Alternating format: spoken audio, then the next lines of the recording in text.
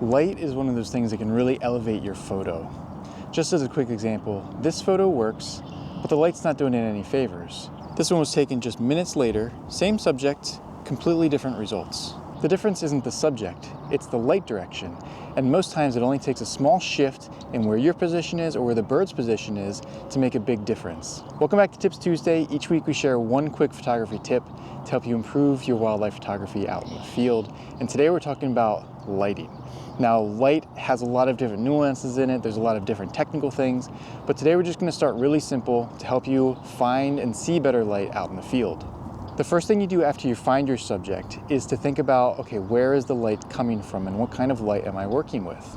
A quick thing you can look at is if the entire subject is evenly lit and there's no shadows, well, then that's pretty flat lighting. If you start to see where one side of the subject is brighter than the other and there's some shadows around, well, then you have some directional lighting that you can work with. So the next time you're out, don't just look for the subject, look at where the shadows are in the scene. That'll allow you to position yourself to utilize the light in better ways. So once you've determined your subject and where the light is coming from, the next thing you can think about is, should I change my position, either left or right, to be able to change the direction and the angle that the light is hitting my subject? As you're moving, watch and see how the angles change and how the light is hitting your subject differently. Small adjustments can make a huge difference here. And the key thing to think about here is that you don't need perfect light. You just want to try to get a little bit better lighting to help illuminate and bring out the details in your subject. And also, you don't always have to be the one to move, especially if you're photographing small songbirds or waterfowl where any movement can make them fly off. A lot of times these birds are going to be moving on their own, so you can wait for them to get into a better position themselves so you can stay in position. And one of the biggest things to exercise is patience here, because a lot of times these birds are going to be moving a lot on their own. It just takes a small shift in the body position of the animal to be able to have it catch the light, especially help to illuminate the eyes and the head of the bird. So before you take the shot, give it a few seconds, have your camera ready, everything dialed in, so that when that bird turns and catches the light, you're ready to take the photo.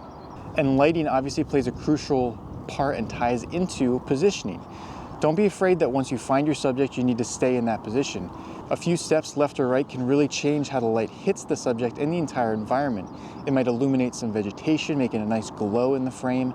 All of these things interact differently, and this is a skill that develops over time. You can kind of anticipate what the lighting is going to look like in different situations. One thing I see with a lot of new photographers is they just decide to just go straight at their subject to try to get closer to the subject. Well, a lot of times actually moving on an angle or a radius around your subject helps to change the light that's hitting your subject, and that actually makes a bigger impact than just getting closer.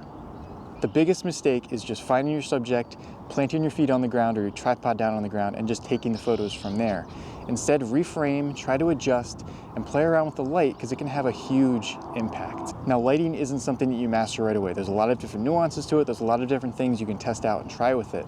If you just start to pay attention to shadows and changing your position relative to those shadows, you'll start to see a difference pretty quickly.